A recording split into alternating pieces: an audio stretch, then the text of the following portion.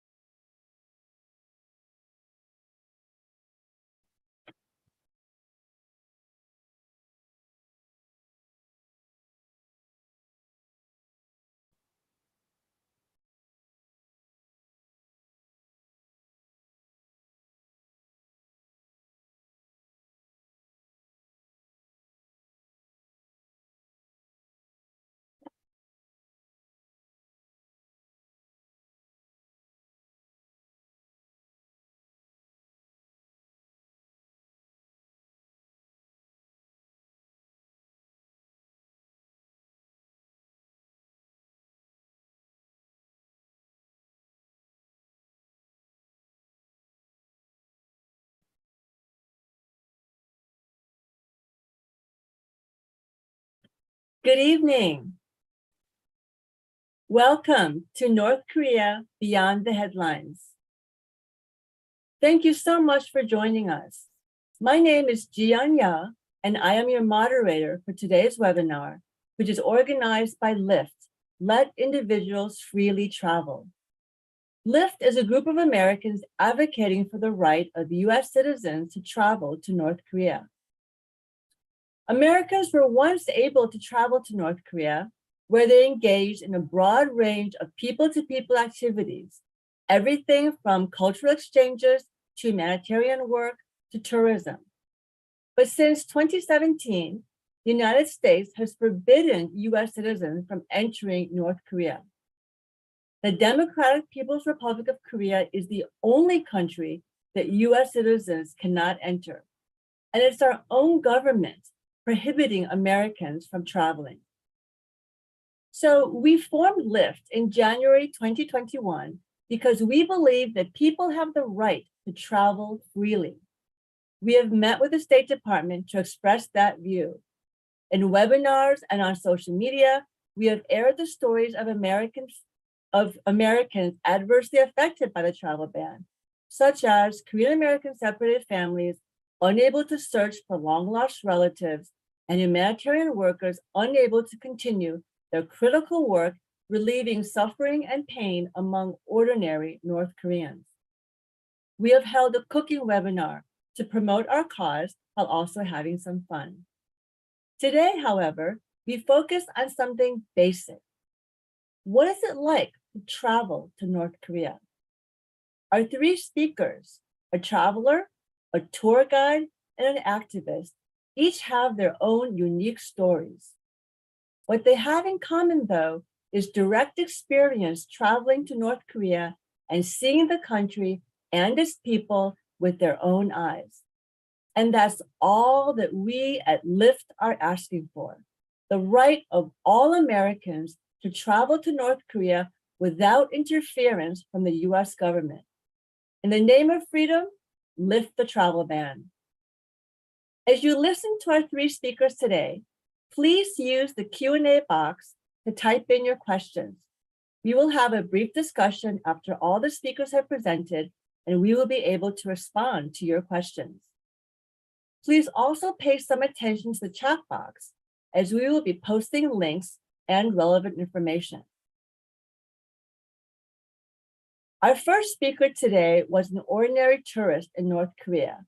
He is James Wansan Lee, a San Francisco attorney who just crossed off his final country to complete his personal tour of the axis of evil countries, North Korea, Iraq, and Iran. He visited North Korea during the latter part of Kim Jong-il's term in office, back when there were slightly more rules imposed on Western tourists. He continues to be a little bit annoyed that Chinese tourists have fewer restrictions than Americans. Our second speaker is Ji-yeon Lee, the coordinator of the dprk Exposure and Education Program at the New York-based organization Norutol for Korean Community Development. Ji-yeon is a first-generation immigrant living in the metropolitan New York area. She has been a member of Norutol since 2000. She organized and led a number of delegations both to South Korea and North Korea from 2004 until 2013 through the Norutol program called KEEP, and her current work is focused on demilitarization of the US, as well as peace building, denuclearization, and reunification of the Korean Peninsula. Our third speaker is Zoe Stevens, a tour guide for Koryo Tours. Zoe is from the United Kingdom, and she has worked in North Korean tourism for the past 5 years with Koryo Tours. In total, she's visited the dprk about 30 times. She started the job because she believed it's important to show people the side of the dprk that's not shown in the media. Her job is challenging, but she loves it. She also has her own social media channels, which aim to expand the narrative on North Korea and make tourism more accessible to a wider audience. Many thanks to our three speakers for being here today, and to you, the audience, as well. James, you have the floor. Thank you. I was living in China in 2009, and a lot of expats were taking advantage of the opportunity to visit North Korea because the point to fly into North Korea was in Beijing. So half the people in our group were actually living in China at the time. I went with Koryo Tours, which is who Zoe works for right now. But I did the math, and I think she was a 15-year-old high school student at the time. So this was before her time. And the rules were a little different. When we went there, we had to turn on our cell phones at the airport. And I was a little worried, and what are they going to do to our phones and so forth? Nothing happened. They didn't care about our phones. No one looked at it. We got it back safely when we left. We were also limited in what we could photograph or who we could photograph. Unlike now, or what we pre-COVID, we weren't allowed to just stick our cameras out the bus and take pictures of people or things, or video things. We couldn't take pictures of groups of people unless without permission. So we did get a little permission at the time. So things were a little different, and it was interesting that that in the Kim Jong-un, things have loosened up a bit. So I mean, I went because I wanted to experience something different, to get out of my day-to-day life, to see how other people do things, because people know best what's best for their circumstances, and maybe I could learn something. And I mentioned that there was a funny thing when I first got to the airport. We were turning our phones, and we had some waiting to go to, and there was a line to the men's room, and there was a long line, and we were waiting to use the urinal. And I saw these two airport workers, and to speed up the line, they just shared one urinal. I thought, this is amazing. I've never thought of that. I thought, this is an epiphany. I'm in the country for less than half an hour, and I've already learned something new that I could, if I had the gumption, I could take back to the United States and suggest this to people. But it was an interesting experience. We learned a lot on our trip. Certainly, we would not be experts. No one could claim to be experts just from a few days there. But I mean, that would be arrogant. But certainly, we would learn enough about our experiences so that would be open, and we would be able to question and to think about stories we heard in the future. And think about, when we hear about somebody being executed and later on they turn out they're alive, we take these things with a grain of salt. We watch programs and we think, does that make sense?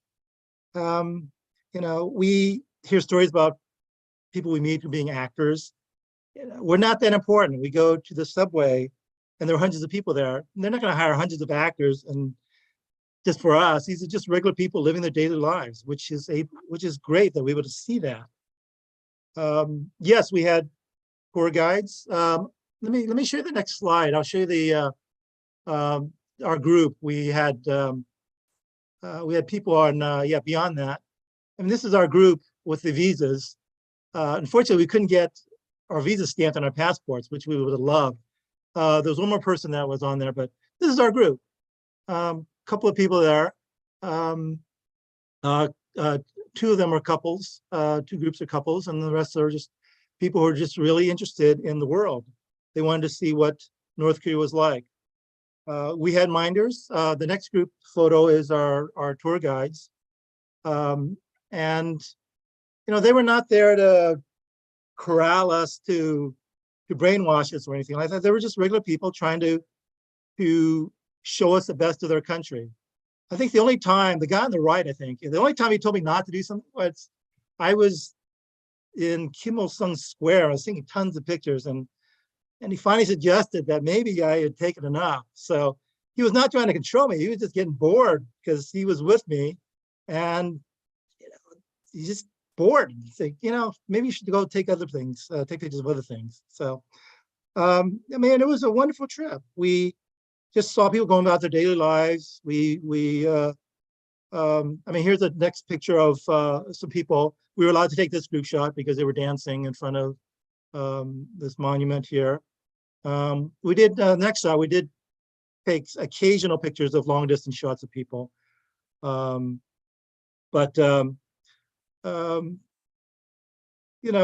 part of this is we got to see people as they are. And when we come back, we realize that most of the people who write about North Korea may not know much about North Korea. They've never been there. I read an article a couple of weeks ago. Some influencer was talking about, a travel influencer, talking about traveling to North Korea back in the old days. And it was kind of bland. I read it. And at the end, he said, if you try to go to the demilitarized zone from the north, you could be met with violence. And I mean, that was ridiculous. I mean, if you wanted to go to the DMZ from the north, you just get on the tour bus. No one's going to violently stop you. They want you to see it. It's a big attraction. So, I mean, that's one thing great about being there. You're open to not accepting everything that you hear. I remember also reading that North Korea is on the list of one of the most unsafe countries in the world. I just recently read a list of countries from safe to unsafe, and North Korea was up there, which didn't make any sense to me. When you go there, you'll see that it's one of the safest countries in the world. Everyone is behaving. There's no crime against tourists. You feel perfectly safe there. Here's a picture of the DMZ. They want you to go there. They want to show you the DMZ. They're and the pose with you, even with the military. So, take everything with a grain of salt, and which you will do if you once go there and get exposed to people there. I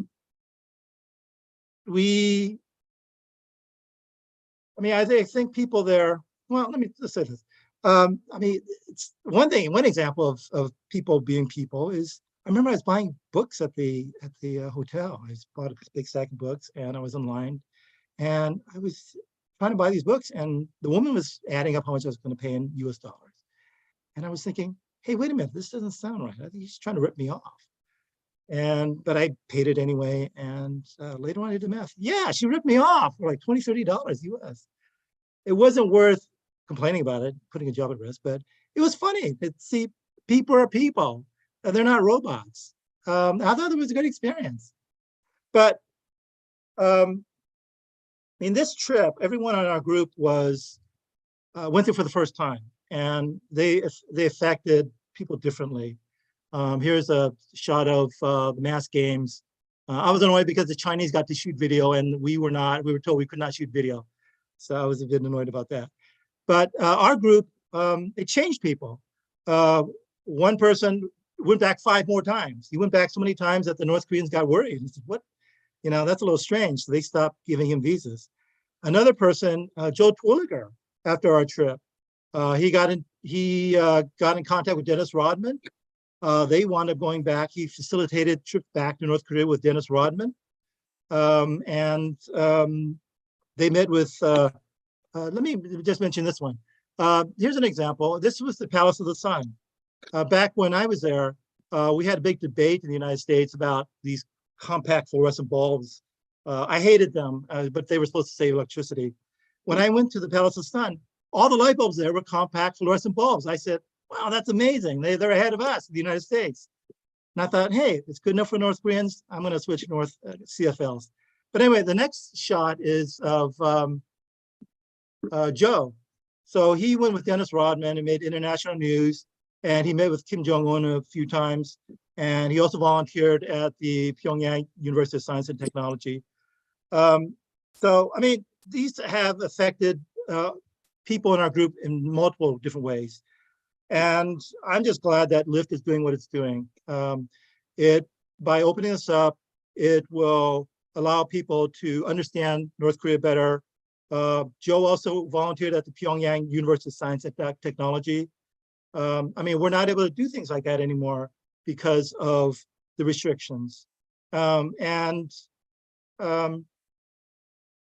hoping that we can be successful so that more people can understand the country, understand the people, meet the people, and good things can result from all this. So thank you very much. Thank you so much, James. Our next speaker is Juyeon. Hi, my name is Juyeon. I'm a member of Noduto, and we run a program called the KIP. KIP was at first about going to South Korea, and after Kim Dae-jung and Kim Jong-il met in 2000, and North and South Korea started to much more amicable relations and doing an exchange, we decided to try out the northern parts of our homeland.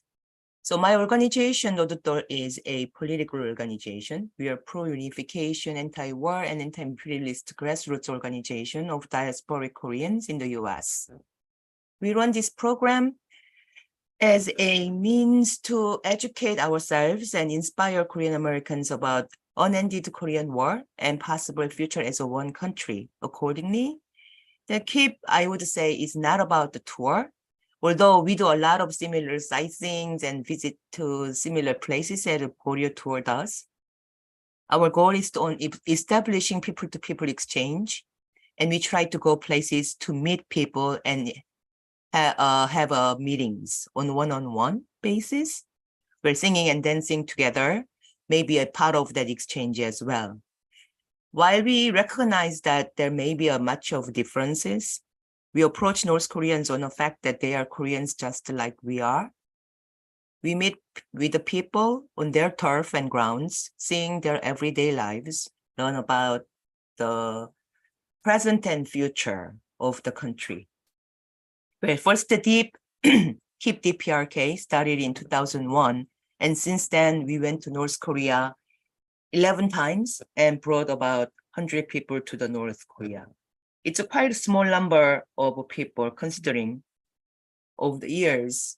However, we go to North Korea, we try to visit a lot of different places every year, schools and factories and farms, and in turn mingle with them and have a more conversation with them.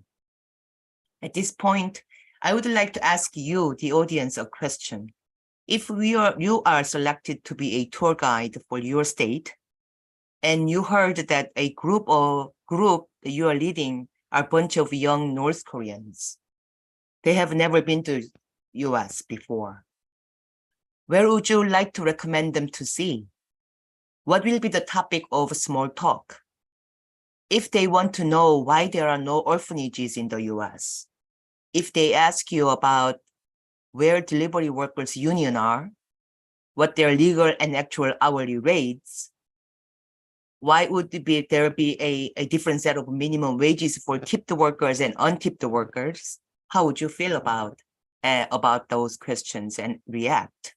If they want to go on our homeless shelters, rather than going to Grand Canyon, Washington, D.C. monuments, or a Statue of Liberty, they would like to visit local high school in Bronx and keep asking you how many students in certain states have an iPads and this exposed to the digital education. How would you feel about those groups? I have another question, if I may. What makes you feel at ease with the people you first meet? How can you have a heart-to-heart talk with a stranger that you have never met before, who wants to know all about your life in the States? I think it is a good question that, I heard a lot about how people are talking about the guide in the North Korea, and they are minders and they are the ones who's going to restrict you, all that. But I think for us, they are also North Koreans as well. They are the easy, accessible resources about North Korean life. They have a jobs as a guide, and then they have a family. They have lives in the North Korea. So we are often shower them with lots of questions. We talk a lot about our problems, and in turn, we demand to know their own personal stories as well. And that opens up a lot of opportunities for us to learn about them, but also as they learn about us. There is a building of a relationship, a building of trust. And these trust and relationship building is what makes our group, I guess, unique, and our experience more interesting, because as they learn about us, they would know what we would like to know in North Korea. So then they can guide us. So I have a small anecdote. When I first became the program coordinator in 2004, and the person who were coordinating before me told me that in North Korea, we have no choice but to follow the program, and that I cannot decide where we want to go because they will have a set program. And I said, but I am on a legal field. I would like to go to court. I would like to meet judges. I would like to meet blah, blah, blah, blah, blah.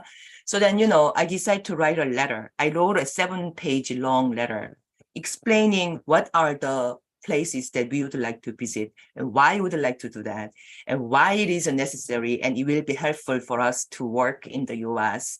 And, given all that logic, I listed places that I would like to visit, and I sent it off to North Korea. I did not get any reply for whole 8 months, and I left to North Korea through the China.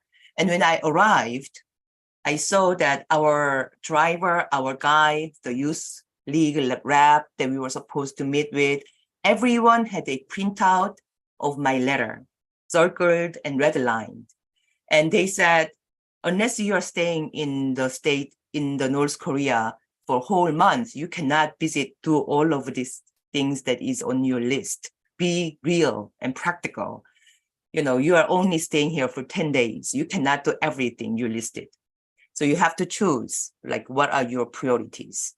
And he said also, like, he was really happy to know what people from the US would like to do. Because beforehand, they didn't really have an idea. So they followed the program that they had before for the Koreans from Japan and for other places. But they said, you guys are, like, you know, the first ones from the States. So he was happy to receive my letter. So learning, but then, you know, you would have, so I decided not to really, I would listen to people who have been to North Korea before as a reference, but I would still try it. I would keep my curiosity and my sincerity, you know, but I would keep asking until I get real answers. I would ask again and again. So how do we really let me retract. I'm sure Zoe will tell you about how they built relationships with the North Koreans. You know, as a tour program, I think it is really important. And I heard about really good things about Korea tours as well. On our deep and keep trips while visiting North Korea, what I learned is that these programs are run by people. So we try our best to be courteous, respectful, and curious about what they show us. We also tend to shower, like, you know, all the guides who are showing us and explaining things to us with a lot of questions. We are curious. We would like to know. That's the message that we would, you know, we would convey them. And in turn, they answer it back with their sincerity, you know, and then, you know, we tend to like each other. And that's how we make friends right there. You know, when we are memorizing our introductions in Korean language, they try to correct us, our grammars and vocabulary. And, you know, we tell them about also new vocabularies as well. Like there's no translated term for queer before we went in 2007. So in 2009, when we will keep using the term queer, like, you know, they had to really come up with a term for it because they didn't have it before. These are the things that, you know, I think how we are building is that, you know,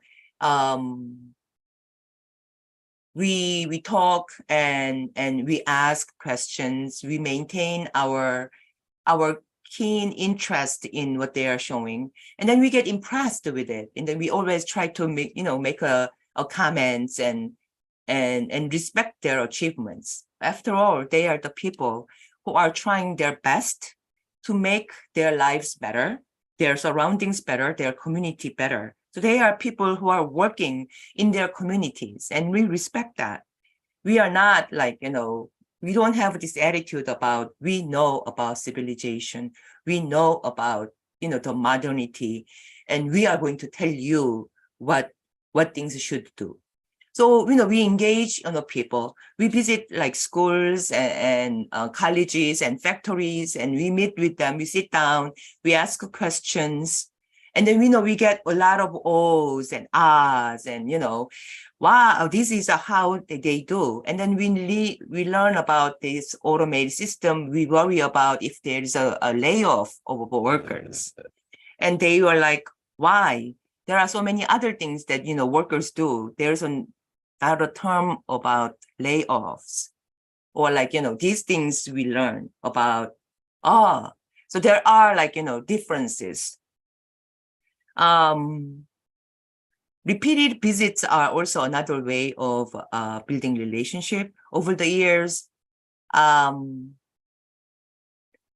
have met so many people who went to North Korea many, many times. Like Zoe went more than 38 times to North Korea. I only went 6 times. Each time, like, you know, some places are brand new and some places I repeat. I try to find a person who I met before, and then, you know, meet, or like, you know, say the name that I met, And then in that way, small ways that I build a trust and I make people know that I am a repeat visitor, and they really appreciate that. And then we also try to go different places. And then, we also participate in their action. We do sports together. We do farming together. Like, we stand and sang for the workers on the road. And these things that, we make sure that we are part of their lives as well. And then, see them in their part of their lives. We sometimes get invited to their, mountain picnics. And then we sang. And then, we get a few meat or some rolls of kimbap. And then, we appreciate that. We are a bunch of, we tend to bond with on the fact that we are also a Korean descendant, and that we also want people, the Korea to be reunited or peaceful. And then, we kept asking people, what do you think of that? While we try to be funny and have a fun, upbeat, and friendly during the program, we also try to be very honest and straightforward. What do you think of the reunification? What are the biggest obstacles for peace in Korea, do you think? What do you think of US military exercises? What do you think that we should do as a people living in the US? What do you want to tell the public in the US? We can go and tell them about it. So, we engage in a lot of different conversations, and we ask questions whether the answer really is straight or not.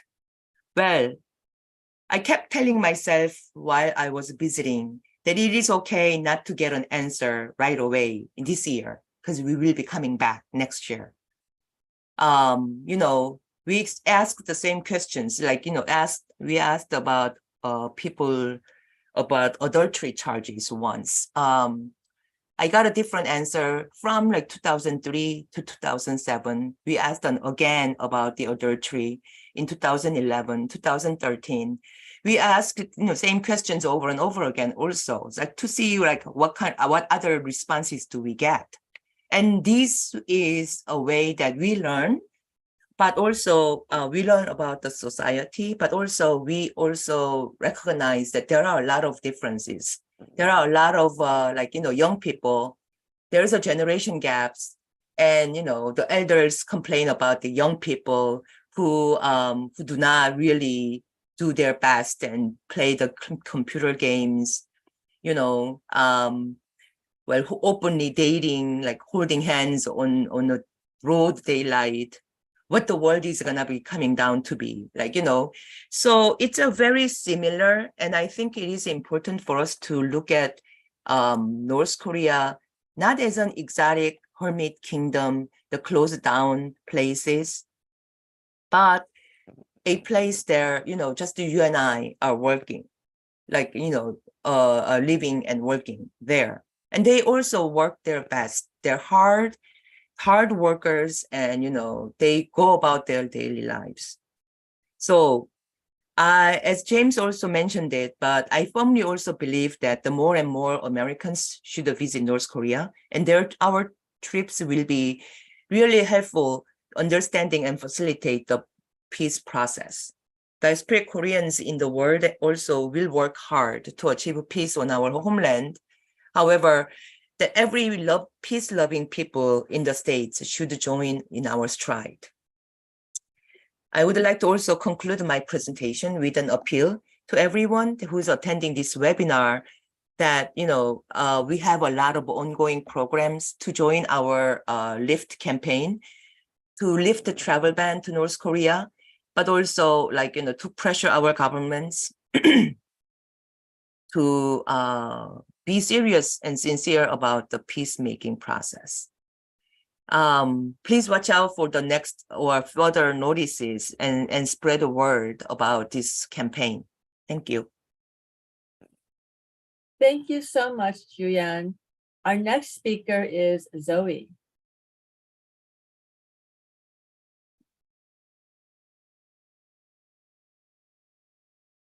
Right. Hello, everybody. Hi. My name is Zoe Stevens. Thanks for the introduction. Some of you might know me as Zoe Discovers. I am a tour guide to North Korea with Choreo Tours, and I've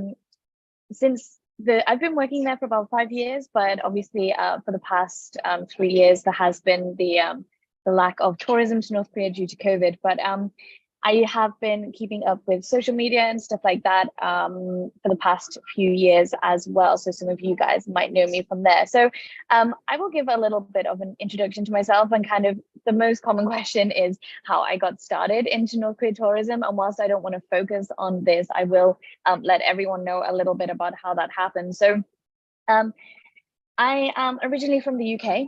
I currently live in Taiwan, and I am a tour guide for Choreo Tours.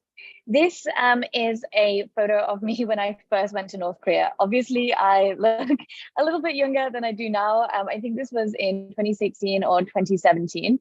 And basically what led me to this place now is when I was living in Japan. So I studied Japanese at university, and I went to live in Japan for a year. And long story short, it was during a very precarious time in Europe where there was a few terrorist attacks, and the UK was on high security alert. All of my Japanese friends, everyone that I would speak to in Japan would basically say to me like, oh my gosh, you're from the UK, so cool, I really want to go, but it's too dangerous right now. And it started to really it was very strange for me that people were talking about my own country like it was a war zone and like it was too dangerous to visit. And I'd never heard anyone talk about the UK like that. And I had also just come from the UK. And this was when I just got to Japan, and I'd just come from the UK, and I'm like, it's fine there. So I went home one day. I remember this day so clearly. I went home one day and I decided to kind of think about a country that I knew only from the media. Because basically, like I came to the conclusion that Japanese people, it was the kind of media that they were consuming and what the media was saying about the UK that made them feel like it was so dangerous. And so I went home one day and I was like, what country do I know only from the media that I think is really dangerous? And so I Googled, can you visit North Korea? Are tours to North Korea possible? And I found they're not only just possible, but actually like it's quite a lucrative kind of business and stuff, like it happens. And so I decided to go, and this picture you can see at the moment is from Rasan, my first trip. But Rasan is a kind of very different place in North Korea. It's in the northeast of North Korea, and it's a special economic zone. It's very interesting. But my experience in Rasan was so special that I knew that I had to go back. And this led me to all of the amazing experiences that you can see right now. So what happened from Rasan is basically, I went back to the UK. I obviously finished my time in Japan, went back to UK, graduated. And just at the time of graduation, there was a job advertisement for being a tour guide in North Korea. And so I went over to Beijing. And why I did that is because what I saw in Rasan when I first visited North Korea is that, it is very different from what the media says. And it's mainly different because the media has a very specific narrative. And whether that narrative is correct or not, it definitely doesn't tell the whole story. It doesn't tell the story of these people. And it's these people, the North Korean people is what I'm kind of going to focus on, for the next few minutes, because they are not represented in the Western media. How many North Korean people have you ever heard of? There's probably one, right? And for me, that meeting all of these North Korean people was really, really important, and just really opened my eyes. And I realized when I first visited North Korea, like it is just, it's very pleasantly underwhelming, is what I always say. People often ask, what is visiting North Korea like? And I say it's pleasantly underwhelming. It is strangely normal in a way that, you hear about the media sensationalizing it. You're thinking there's going to be military parades and rockets and stuff like that everywhere. And actually, daily life goes on and no one cares that you're there. And it's these people that I really wanted to show to the world. And that's also why I started these social media channels as well, because I want to expand on the North Korean narrative and rehumanize the North Korea issue. And it's these people as well that really make the trip to North Korea so special. So this guy that you can see right now is just one of the like really special photos that I have. It's just, I'll tell you a little bit about him. So he is a guide for a place called the Concrete Wall at the DMZ area. I won't go into what that is now, but basically this is the first time I ever met him. We got onto the bus with him. We had to pick him up to take him to the area. And he was so scary. You know, he was not smiling. He was not speaking to anyone on the bus. It was really intimidating. And I didn't know how to act around him because it was the first time I ever met him. So I was just kind of like sitting there silently. And funnily enough, he was actually sitting in the chair behind us, but he put his like hat on the chair that was next to me and next to one of the guides. And we started like taking, with one of the North Korean guides, we started taking pictures with his hat on whilst we thought that he wasn't looking. And then he looked over at us and he saw us and we were like, oh my gosh, this is awful. Anyway, he was a very, very stern character. And then someone, when we got up to the area where we were supposed to be, someone said something. And I don't know what they said. I wish I did, but he just started laughing and could not stop laughing for like a good 30 seconds. And that's when I caught this photo. So, you know, it's just these things that really rehumanize the North Koreans, because we hear so much about them on the media that's, you know, there's no word for love and stuff like that. And for me, you know, I really think it's important to talk about these people who are, you know, people that like to laugh and like to cry and like to drink and smoke and get angry and make jokes and talk about inappropriate things, just like you and me do. And I think that this also has importance for, you know, the greater political cause and stuff like that. So I want to talk now for a little bit about the people who I've met, the humans I've met in North Korea on these next slides. So this is New Year's Eve. And I just want to say as well, these are mostly complete strangers. So these are not like the North Korean guides who people call as minders. They're not the minders who, you know, work for government or whatever. These are random North Koreans that I've kind of bumped into. So this is one of my favorite memories in North Korea, which is New Year's Eve 2019 to 2020. And these are a bunch of students. And this is one of the most special memories that I have, and always the one that I quote if people ask me, like, what was a really special time you had in North Korea? Because this was one of the times that I really was like, I had to stop and I looked around and, you know, it really felt like I could have been anywhere. Eve, I was in a crowded, packed Kim Il-sung Square, and there was thousands of Koreans, and people were laughing and smiling, and it was cold, and everyone was dancing and enjoying the live music that was going on, and people were waving stuff and had their smartphones up and stuff. And one of my favorite songs came on, and we just started dancing with the people around us, like you do anywhere, and then New Year's Eve or any celebration that, you know, everyone's kind of happy and jolly. So we just kind of started dancing together, and these are just random North Korean students, and obviously they were super happy that we knew the songs, North Korean songs, so we just started dancing together. It's a really special memory, and you know, for me, it's just like, this could have happened anywhere in the world. This could be anywhere in the world, and it was really special for me. The next photo that we will see is a couple of things, three things. So in the top right, you can see one of the drivers. So he does work for North Korea Tourism, like he's a driver. And I caught him, obviously he's on his phone when he's driving, not recommended, but we were driving on a very, very long trip. So I sat up front with him and I was chatting to him in my broken Korean, and he took a picture of me. So I started taking a picture of him. He's an absolutely awesome guy, and someone that I consider, like, you know, to be a friend. In the background as well, there's people having a barbecue, and that's in a place called Wansan, which is a famous tourist area in North Korea, famous for domestic tourism. And there's a really nice pier that you can go and walk along, and because it's right next to the sea, you can also basically buy the catch of the day in the evening and have a barbecue on the pier. It's an amazing experience. And I was just walking along, and these guys were like, come and sit with me, you know, and I was like, sure thing.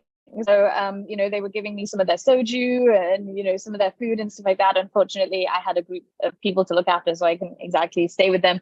But, you know, they were very happy to speak to me, and they were laughing and just enjoying. And then the bottom photo as well is an example of some people that they are obviously very, very young, and they were the best businessmen ever. They were basically trying to sell, I think it's some kind of ginseng beauty product. This is at a market in Pyongyang, and they were great salesmen. I didn't buy anything, but I was like, I really want to buy stuff from you right now. Really friendly people. This next photo is at the May Day celebrations in the park. This is like the main photo up front. And again, just me being over friendly, inviting myself to groups. These guys were basically singing karaoke in the park. May Day is a big celebration in North Korea. One of my favorite times to be in North Korea. These guys were just singing, and my favorite song came over, and I was like, you know what? I'm just gonna run up there and join in with them. So I ran up, started singing, and obviously they were loving it that I knew one of their songs. So we were just dancing, and it remains. I actually have the full video of that, unfortunately. I think it's on my YouTube or my Instagram, but it's a really, really special moment. These are just random people as well, I have to say. On the train, in the bottom, is actually most people don't know that when you first see North Koreans will be like when you go into North Korea, you either go in on the plane or on the train. And the train is like the best experience to meet North Koreans, because like they're usually super happy that they get to go home. They're usually in high spirits. It's a really unique time to spend time with North Koreans without kind of being in North Korea or like being in Pyongyang or a city or something. Usually they like to drink, they like to eat. You can buy them a drink, you can buy them some food, whatever. They will share them snacks with you. And these guys, you know, they kind of pulled me into their little area, and we were chatting away. And the little photo that you can see at the bottom left as well was one of the most random experiences I had. I rocked up on a North Korean beach in Nampo. That's on the west coast. Yeah, the west coast. And this guy, they were all like having a drink and a little bit of a picnic, and this guy just started speaking to me in French, and I was like, I'm not French, but how on earth do you know French? So random. But again, a really nice, just so open and so friendly. And then this the next photo is some people, this is one of the last ones that I will show, but some people basically I think the heads are chopped off, sorry. So at the bottom right are one of the most beautiful families that I have ever seen in North Korea. They're absolutely lovely. And they are basically, I call them Grandpa and Grandma Makgeolli. So if you don't know what makgeolli is, it's actually one of the most popular alcoholic drinks in the whole world, except it's, you know, it's mainly Korea that drink it. It's a rice wine. It's very, very sweet, low alcohol, and they basically brew it in a place called Sariwon, and they brew it and then sell it to tourists at this kind of tourist park. And I was lucky enough one day, it's the older couple here, and they are absolutely lovely. Every time I go visit them, they ask to take my picture, and then they will print this picture out and put it in their album. And they have this incredible, beautiful album. It's gorgeous. And the love that they show me every time they see me, this random person who, you know, I've only ever seen them a handful of times and I can barely communicate in their language. Absolutely beautiful people. And this one day, it's actually the grandson that's taking this photo. So you can see the woman to the right-hand side. She's actually their daughter. And this day, she'd brought her son as well. So we had the 3 generations, and it is absolutely beautiful. The photo to the left that you can see me doing like this is special for me because these people ask me for a photo. You know, it's often us asking like, oh, can we have a photo with you? Can we do this? You know, can we ask you a question? These girls, we were at the fun fair in Pyongyang, and they ran up to me and they were like, can we have a photo with you? The one where we have our heads chopped off, unfortunately you can't see it, is at the DMZ, and that's a really fun photo for me because I'm there with 4 like North Korean soldiers, and they all wanted a photo with me again. So that was just a kind of fun experience because mostly people are wanting a photo with the soldiers as well. So anyway, you can see that photo on my social media if you can't see it here now. So basically, for me, it's really important that like all of these experiences that I've had, all of these people that I've met, a lot of people think like North Korea tourism or travel to North Korea is really unethical because it's a show. And I'm like, to think that all of this is a show, to think that all of these memories and all of these experiences that I've had is all for me. Like, I don't know how like great you have to think that you are that all of that would be for you. But I know it's hard to believe that it's not all fake. And I know if you've never been to North Korea, it's hard to believe that, hey, you know, this isn't all set up for you. But I promise you, like, these memories, these people, they're all real. And I am not important enough that they would all be there for me. And so that's why I do this job. That's why I think North Korea tourism is important. And that's why I think visiting North Korea is important instead of, you know, kind of disengaging with the country, and instead of demonizing it and thinking that it's this, you know, irrational country that you just can't know anything about. You can learn so much about the country by going. And I learned so much every single time. My last trip was in January 2020. And I really hope that I can visit again soon. North Korea tourism is starting to look likely. It's still closed from COVID, but it's looking like that might be lifted soon. I hope Americans can return to North Korea as soon as possible. It really is nothing like you expect. And, you know, more importantly, you get to know and understand the country and people on a personal level behind the politics. I don't talk politics on my channel for a reason. Believe me, I'm aware that North Korea is naturally a politicized issue. I myself am a politics PhD student, but we can't forget this other side either. And we citizens unable to go to North Korea, the only side accessible to them is the sensationalized media side, or the politically charged anti-North Korea narrative that sees it as a North Korea threat and forgets the millions of people living there that probably want peace just as much as everyone else in the world. So thank you very much, guys. Thank you so much, Zoe, for your insights and your stories. And we're moving now to the Q&A portion of our webinar. And I had a question that comes in from the audience I want to open up to all three of our panelists, which is, if and when you have the opportunity to return to North Korea, where would you like to go first and why? I wonder if we can start with our first speaker, James. I think I'd like to see the countryside. It is, from Zoe's photos and her videos, it is such a beautiful country. And well, first I'd like to do the subway again in Pyongyang, but after that, I'd love to go to the countryside, go to the lakes, go to the beaches, go to the mountains, just get away from it all. Great, thank you so much. Jian? Sorry, I wrote an answer in reply actually. But I said I would like to go to the last zone, special economic zone, where there is a bridge directly. You can walk across from the China side, China border, to the North Korea. I would like to meet the residents there and go to school there and talk to some students, I guess. Because, you know, they are the ones who see a lot of tourists. And I want to know if their visions of a strong country is a little bit different from the people who are living in the countryside.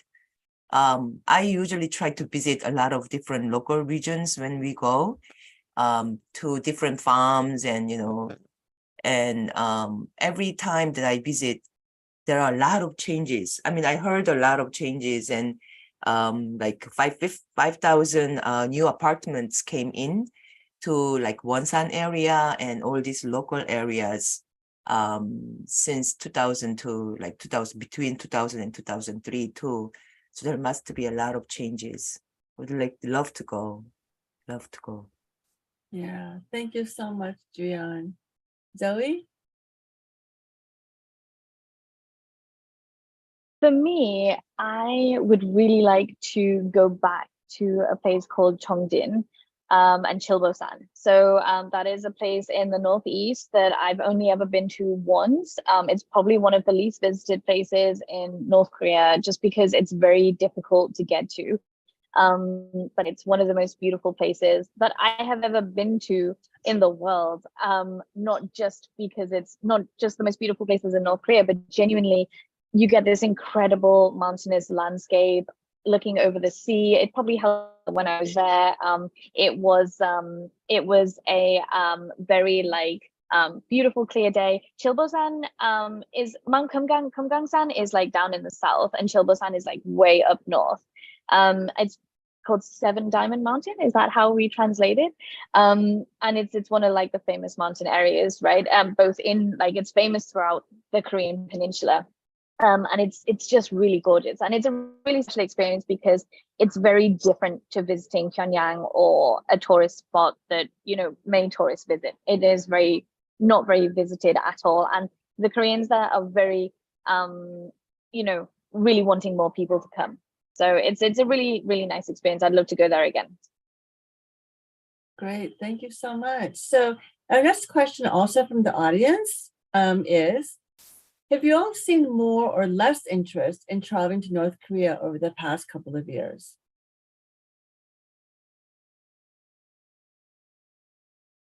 I mean, I'll just mention on that. So there is no North Korea tourism at the moment, unfortunately, because of COVID. So the borders closed in January 2020. I think it was January 21st, but don't quote me on that, 2020. And I was actually just in North Korea until about January the 15th or the 16th when I was skiing there.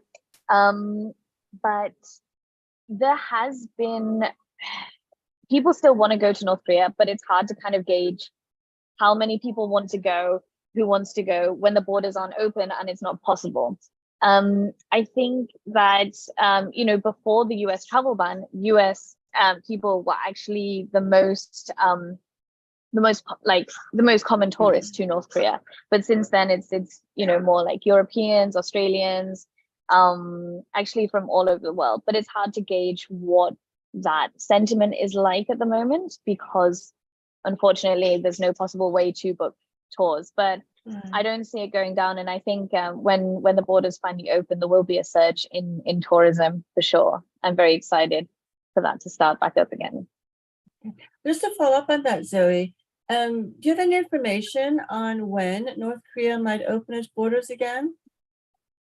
No, so there was actually a article out in South China Morning Post this morning or yesterday evening that a lot of people have been messaging me about.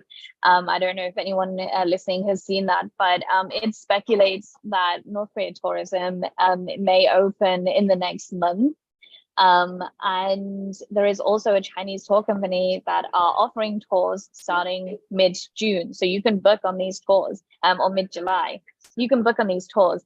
For me, this seems highly unlikely because I know that there are still North Koreans stuck in China with no possibility of going back to North Korea yet because the borders aren't open. So I have to reiterate, like, this border closure for North Korea is the strictest border closure. There has been nobody going in and out. A Chinese ambassador went in, and he must be one of the first people to go into the country in years.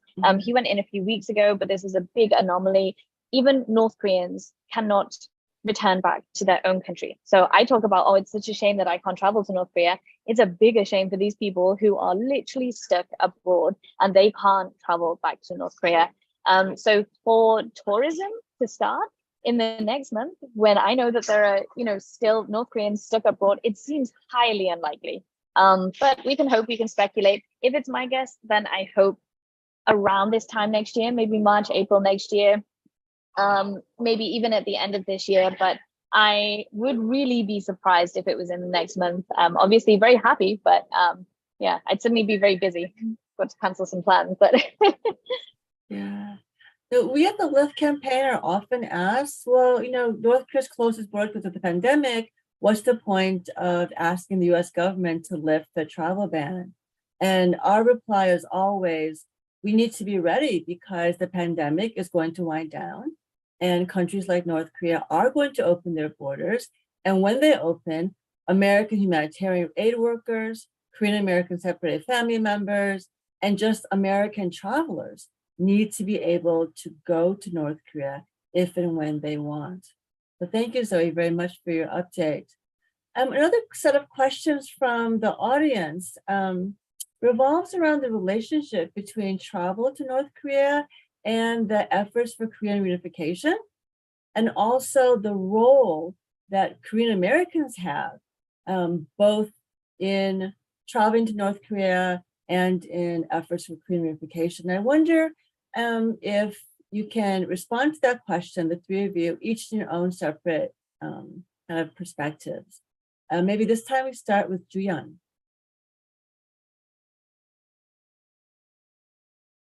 Dion, what was the question? The question was, how do you think visiting North Korea relates to efforts for Korean reunification? And also, how do we get young Korean Americans or young Koreans in the diaspora interested in traveling to North Korea and interested in the reunification issue, given that 70, 80 years have passed? Oh, good question, I guess. I think visiting is really helpful to de-escalate the military tension.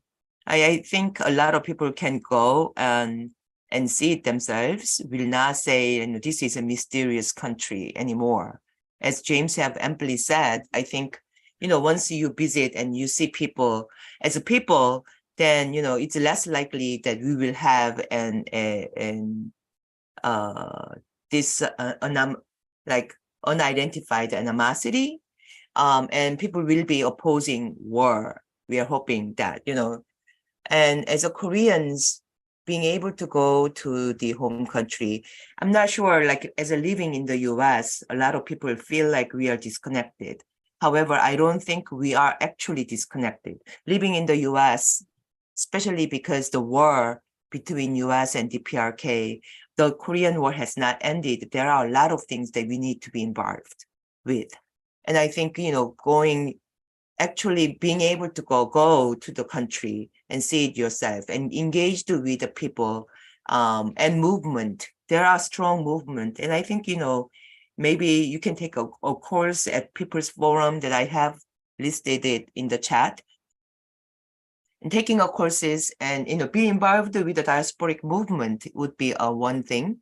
We may also all feel that, you know, we are kind of somewhat removed from the struggle, daily struggle of people in the Korea Peninsula.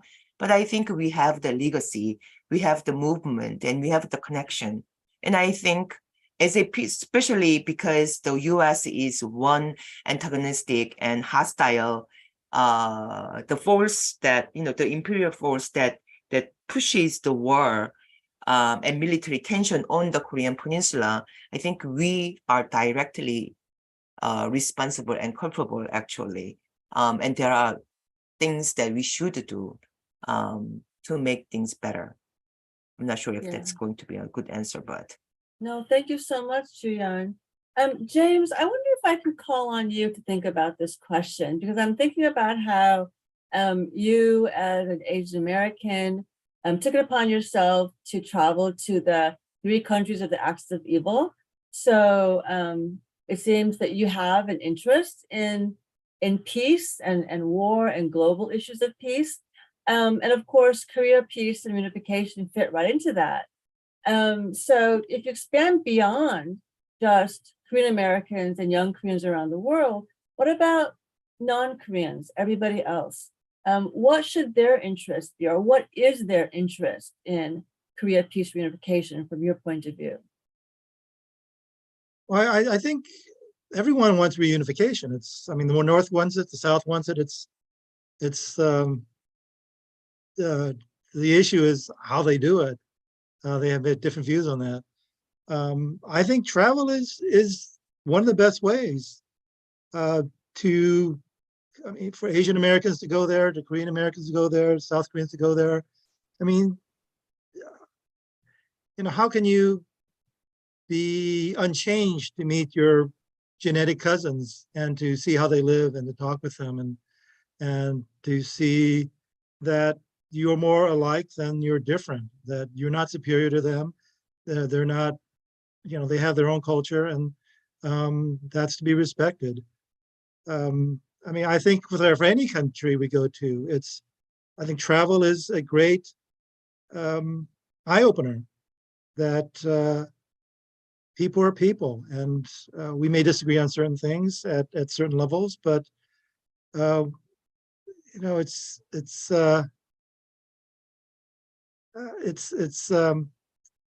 don't know, it's just, it's to our benefit to travel, to see things, and it's also to our country's benefit to be able to let people see things. It's not going to hurt us. Yeah, thank you so much, James. Zoe, as somebody who has guided dozens, if not hundreds of people from all over the world through North Korea, what's your perspective on this question? I mean, obviously tourism is the obvious answer here, and you know, the theme of the topic and stuff. How do you get more people interested? And I think, you know, if they go there and they visit, then it changes people's minds straight away. I see that with every single tourist that I bring in. Everyone, sometimes they're like quite confused. Like they'll come up to me and be like, why is it different to what I expected, you know, and confused in a nice way. And that's why I say that it's pleasantly underwhelming. Like people are like, why is it so normal? You know, but the problem is getting them there in the first place. And I think that that's the key thing in this question, is how do we let people know that North Korea tourism exists, and not only exists, but is generally, you know, very safe, as James is saying, and very actually accessible. People, when they find out what I do, they're like, well, how do you get the visa? How do you go there? It must be difficult. And I'm like, it's wait, like you need to be concerned getting the Chinese visa, not the North Korea visa. The North Korea visa is easy, but in order to get into North Korea, you have to go through China. And that's actually the difficult part. The Chinese visa takes a lot of like application and stuff. The North Korea visa, the tour company takes that, or does all that for you. So it's very easy. So I think people need to know that like actually the country is a lot more accessible than most people think. The media would have you believe that it's this entirely closed off hermit kingdom that no one knows anything about. And actually when you start researching into it, you know, I find so many people have an opinion on North Korea, yet so few people actually have ever been there or actually do any research themselves on it. When you start researching into North Korea, you find that, hey, you can visit there. And hey, actually, there is a lot of information on it there. For sure, it's a very secretive country in a lot of aspects, but it is not as secretive as we are led to believe in the media. And I think for me, that's the key. What needs to change is the media narrative. It needs to stop sensationalizing the fact that it's so crazy and so difficult to visit and so closed off. And why it matters that, you know, we should care about this issue is because of history. You know, we are led to believe, especially my generation and those younger than me, growing up, you only know Korea as North and South Korea, but you forget about its hundreds of years of history together. You know, you forget about the close ethnic ties. And I think the younger people, especially of South Korea today, they are growing up in a sensationalized media environment where they see North Korea as the enemy. Whereas it could be framed differently, and there could be more engagement, and there could be more emphasis on the ethnic ties and the shared culture that the Korean people have. And I think that's where it needs to start from. This is great. Thank you so much. Okay, we're coming near the end of our time. So one last really quick question. For the casual traveler who's never been to South Korea and of course never been to North Korea, where would you recommend that they go if they visit North Korea? Do you want me to start on this one? Yeah, so I mean, I don't know if James has any recommendations or Jiyeon, but for me, okay, so if I was gonna give like the best option in terms of like kind of saving time and saving money but getting the most out of your experience, I'd recommend going for like you could go anything from a 5 to 10 day tour depending on your time. I really discourage people from taking the super budget options that are like, you know, you can even go over for like a few hours from Dandong and stuff like that. You just don't see the culture at all. I'd recommend going to Pyongyang, starting in Pyongyang. I went to Rason for the first time. I probably wouldn't recommend this, to be honest. I'd probably recommend starting in Pyongyang, and then going somewhere else. So, you know, the usual tour that is longer than like 3 or 4 days will take you Pyongyang and then the DMZ, and you can see the DMZ. It's actually much easier to go to the DMZ from North Korea than it is South Korea. I know that in South Korea, often it's actually a lot of the times cancelled for random reasons, and it's really difficult to get there. And I've actually never been, but I've heard going to Panmunjom, the DMZ, is a lot more intense from the south. You have to sign a disclaimer saying that, you know, if you die here, then it's not their fault. In the north, it's actually very, very chilled. So you go to DMZ, and then you would go to another city, at least 1 or 2. And I'd really recommend going to the East Coast, going to Wansan and going to the Kumgangsan area. These are really beautiful areas, especially the Kumgangsan region. It's incredible. It's a very famous area on the Korean Peninsula. Again, South Korean tourists used to be able to travel there, actually. And there are also more countryside regions as well. Anything outside Pyongyang, you know, cannot kind of be considered countryside in one way or another. Pyongyang, like any capital city in the world, is very, very different from the actual country. You know, like London to the UK it does not represent the UK, trust me. We have other places. So I'd really recommend going to Wansan and Mount Kumgang. So spend, you know, at least between 5 and 10 days. Yeah, see another couple of cities at least. Okay, That's so what it I'd sounds recommend. like go to Pyongyang, go to the DMZ from the north, and go someplace outside of Pyongyang. Yeah, that's the one. Juyeon, one place that you would recommend the casual traveler to go to? I would basically agree with the itinerary of Zoe, but Mm. in Pyongyang specifically, I think I would recommend to go to the Moran Hill Park.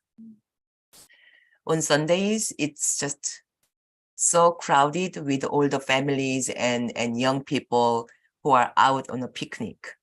So you can really bump into a lot of families and children, and you know, you may be able to really talk to a lot of people. Everyone will be very curious about all these you know, tourists, and they are not really so shy. There will be a lot of, like, you know, grandmas who will be dancing on the side, the children who will be playing with the water on the other side. So it's quite it's a chill, like, picnic type of day. You know, it's easy to just take a peek on how people spend their Sunday. So Moran Hill Park would be within Pyongyang, one of my favorite places to go. Oh, that's a great just wanna- recommendation. Thank you. Yeah, just going from what Jiyeon said, just to cut it in, sorry, I would really recommend going on a national holiday for that exact reason. And my favorite time to go is May Day. I'd really recommend to go on May Day. The weather's perfect and all the locals are chilling and celebrating, and you can go to the park and you can drink with them, you can have a picnic with them. Obviously, like, if they invite you, don't just go and sit with random people, but it's a very special experience. I'd recommend going around the May Day time. Oh, great. I agree with recommendation. Zoe. I would suggest one thing we could not do as Americans that has changed is trying the train, crossing the border, which we were not allowed to do. Not only do you get to see the countryside and villages and the way people actually live, but as Zoe mentioned, you meet a lot of interesting people and you get to interact with them. You're stuck with each other for a long time. So you will, you know, you can talk to them, meet them. Great. Thank you so much. For all of our speakers, James and Juyeon and Zoe, thank you so much for your insights and your stories tonight. We're going to end by talking a little bit about various action items that you as the audience can participate in, right? So if you go to your chat, we have some links for learning more about Korea peace reunification issues. You can also join the LIFT campaign by using the form in the link. You can donate to our campaign through Venmo at lift_NK. Also, Korea Peace Now Grassroots Network has an annual Korea Peace Advocacy Week in which constituents meet and speak with their congressional representatives in the House and in the Senate. Please sign up for that.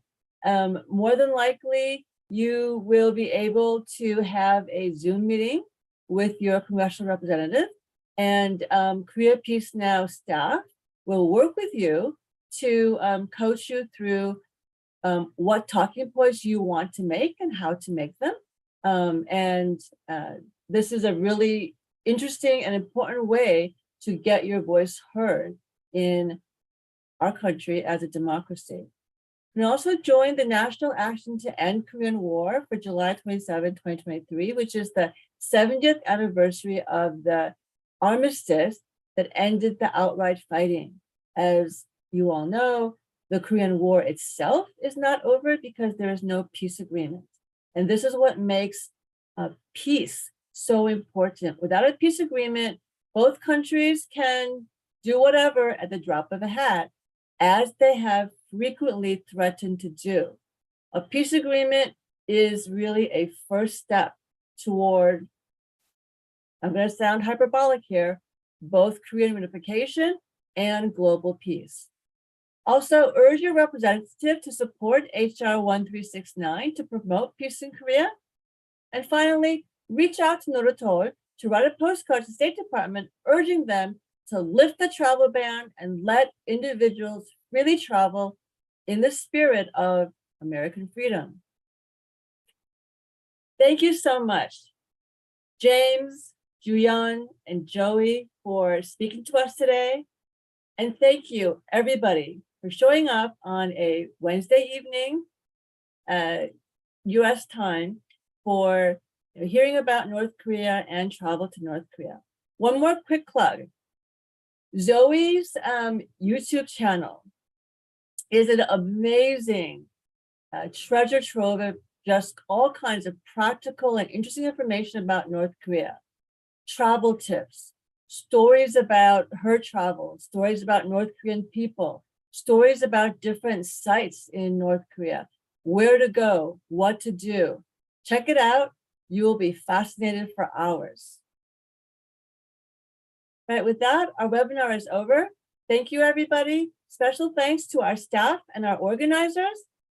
Good night, and see you next time.